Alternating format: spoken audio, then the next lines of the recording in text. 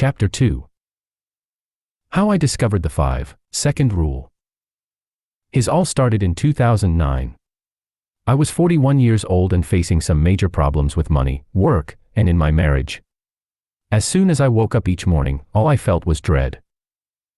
Have you ever felt that way? It's the worst. The alarm rings, and you just don't feel like getting up and facing the day.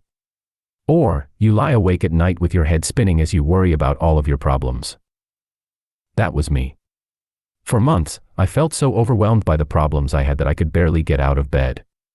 When the alarm rang at 6 a.m., I would lie there and think about the day ahead, the lien on the house, the negative account balance, my failed career, how much I resented my husband, and then I would hit the snooze button. Not once, but over and over again. In the beginning, it wasn't a big deal, but as is the case with any bad habit, as time went on, it snowballed into a much bigger problem that impacted my entire day. By the time I finally got up, the kids had missed the bus and I felt like I was failing at life. I spent most of my days tired, running late, and feeling totally overwhelmed. I don't even know how it started, I just remember feeling so defeated all the time. My professional life was in the gutter. Over the past 12 years, I had changed careers so many times that I was developing multiple personalities. After graduating from law school, I started my career as a public defender for the Legal Aid Criminal Defense Society in NYC. Then I met my husband Chris and we got married and moved to Boston so that he could pursue his MBA. In Boston, I worked crazy hours for a large law firm and was miserable all the time. When our daughter was born, I used my maternity leave to look for a new job and landed in the Boston startup scene. I worked for several tech startups during those years. It was fun and I learned a lot, but I never felt like tech was the right career for me. I hired a coach to help me figure out what to do with my life. Working with a coach led me to want to become one. So, like a lot of people, I worked during the day, focused on the kids when I got home, and then I studied at night to get the certification I needed. Eventually, I launched a coaching business. I loved it, and I would probably still be doing it if the media had not called. My media career began as a fluke. Inc. magazine published an article featuring my coaching business and an executive at CNBC saw it and called. That one call led to lots of meetings. After months of tryouts, I landed a development deal with ABC and a call-in radio show on Sirius. Sounds fancy, but it wasn't. I was surprised to learn that most development deals pay next to nothing and that radio pays even less than that. In reality, I was a mother of 3 driving back and forth to NYC, sleeping on friends' couches in the city, coaching clients on the side to make the ends meet, leaning too much on friends and family to fill the childcare gaps, and doing whatever I could to make it all work. After several years scraping by in the media business, I got my big break. I was cast to host a reality show for Fox. I had visions of magically solving all of our financial problems by becoming a TV star. What a joke. We shot a few episodes of a show called Someone's Gotta Go, and then the network tabled the show. In an instant, my media career hit a dead end. I only got paid if we were shooting. I found myself unemployed and locked into a contract for 10 months that prevented me from pursuing another media job. By this point, Chris had finished his MBA and started a thin crust pizza restaurant with his best friend in the Boston area. In the beginning, things were going great. The first location was a home run, the company won Best of Boston trademark, multiple regional awards, and the pizza was fantastic. They opened up a second restaurant and, on the encouragement of a large grocery chain, a wholesale operation. On the outside, it looked like business was booming. But on the balance sheet, the wheels were starting to come off. They had expanded too quickly. The second restaurant failed and the wholesale business needed more cash to grow. Things got scary very fast. Like a lot of small business owners, we had poured our home equity line and life savings into the restaurant business and it was now disappearing before our eyes. We had no savings left and the home equity line was fully tapped out. Weeks went by without Chris getting paid. Liens started to hit our house. With me out of work and Chris's business struggling, the financial pressure mounted, scary letters from attorneys seemed to arrive daily and checks constantly bounced. The collection calls were so relentless that we unplugged the phone. When my dad sent us money to cover the mortgage, I was both grateful and ashamed. In public, We tried to keep up appearances because so many friends and family members had invested in the restaurant business, which only made the pressure worse. Chris and his partner were working around the clock to save it. I tried to keep an upbeat facade, but on the inside I was overwhelmed, embarrassed, and afraid. Our financial problems were tearing us apart. I blamed the restaurants and he blamed me for pursuing a career in the media business. In truth, we were both to blame. No matter how bad your life can seem, you can always make it worse. I did. I drank too much. Way too much. I was jealous of friends who didn't have to work. I was bitchy and judgmental. Our problems seemed so big that I convinced myself there was nothing I could do. Meanwhile, in public, I just pretended everything was fine. In hindsight, I can see that it was just easier to feel sorry for myself and blame Chris and his struggling business than to take a look in the mirror and pull myself together. The best way to describe how I felt was trapped. I felt trapped by my life and the decisions I had made. I felt trapped by our money problems. And I felt trapped in a frustrating struggle with myself. I knew what I should or could be doing to make things better, but I couldn't make myself do those things. They were small things: getting up on time, being nicer to Chris, getting support from friends, drinking less, and taking better care of myself.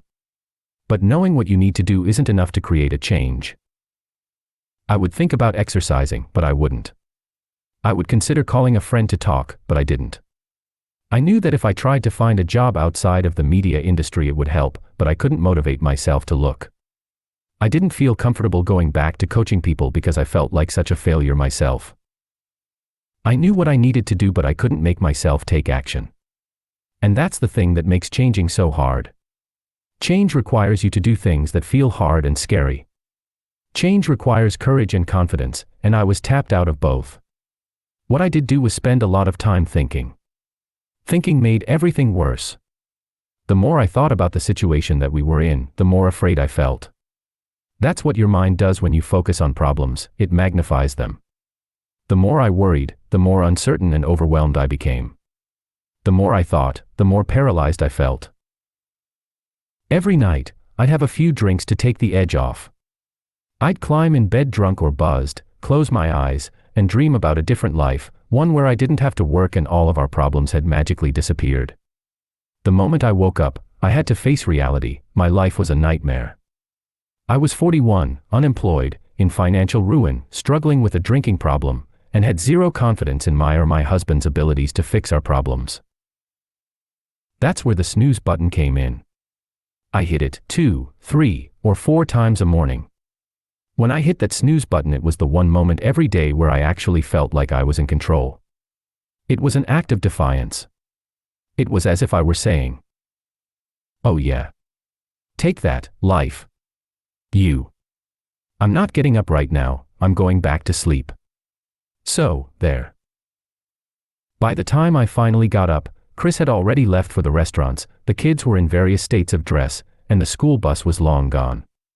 To say mornings were chaotic would be putting it politely. They were a train wreck. We were always late. I forgot lunches, backpacks, gym bags, and permission slips as we raced out the door. I felt ashamed by the number of balls I dropped every single day. Feeling that shame just put me on edge even more. And here's the kicker: I knew what I needed to do to start my day right. I needed to get up on time, make breakfast, and get the kids on the bus. Then I needed to look for a job. It's not like I had to climb Mount Everest. However, the fact that it was simple stuff actually made it worse. I had no legitimate excuse for why I couldn't get it done. My self-confidence was in a death spiral. If I couldn't even get up on time, how the heck could I have faith in myself to fix the bigger financial and marriage problems that Chris and I faced?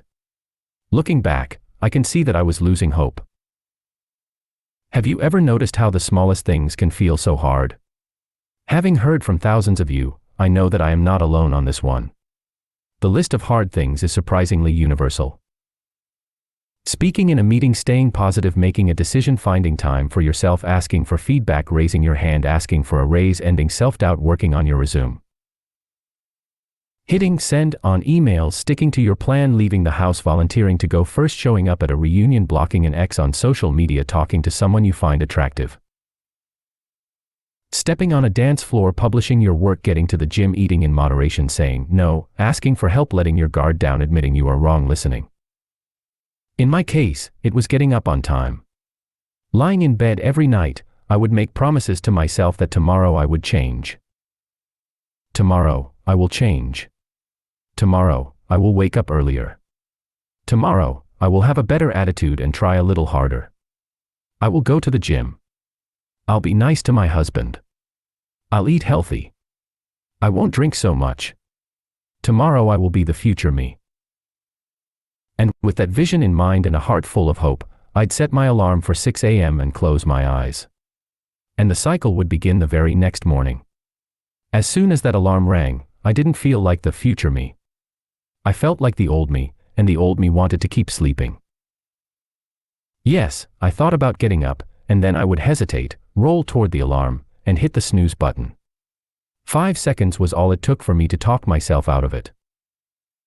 The reason that I didn't get out of bed was simple: I just didn't feel like it. I would later learn that I was stuck in what researchers call a habit loop. I had hit the snooze button so many mornings in a row, the behavior was now a closed loop pattern encoded in my brain. Then one night, everything changed. I was about to turn off the TV and head to bed when a television commercial caught my attention. There on the screen was the image of a rocket launching. I could hear the famous final 5-second countdown: 5, 4, 3, 2, 1. Fire and smoke filled the screen, and the shuttle launched. I thought to myself, that's it, I'll launch myself out of bed tomorrow, like a rocket. I'll move so fast I won't have time to talk myself out of it. It was just an instinct. One that I could have easily dismissed. Luckily, I didn't. I acted on it. The fact is, I wanted to solve our problems. I didn't want to destroy my marriage or keep feeling like the world's worst mom. I wanted to be financially secure. I wanted to feel happy and proud of myself again. And I desperately wanted to change. I just didn't know how. And this is an important point in my story. This instinct to launch myself out of bed was my inner wisdom talking. Hearing it was a tipping point. Following its instructions was life-changing. Your brain and your body send you signals to wake up and to pay attention. This idea of launching myself out of bed is an example of that. Your instincts may seem stupid in the moment, but when you honor them with deliberate action, it can change your life. There's more to this point about acting on your instincts than just the phrase, trust your gut. New research from the University of Arizona, in partnership with Cornell and Duke, has shown that there's a powerful connection between your brain and your instinct to act. When you set a goal, your brain opens up a task list. Whenever you are near things that can help you achieve those goals, your brain fires up your instincts to signal to get that goal completed. Let me give you an example. Let's say you have a goal to get healthier. If you walk into a living room, nothing happens.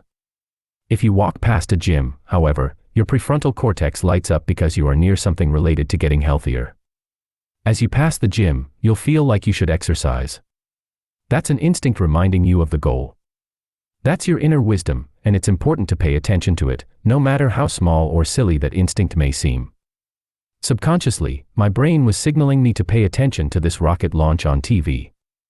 In that 5-second moment, my brain was sending me a very clear set of instructions.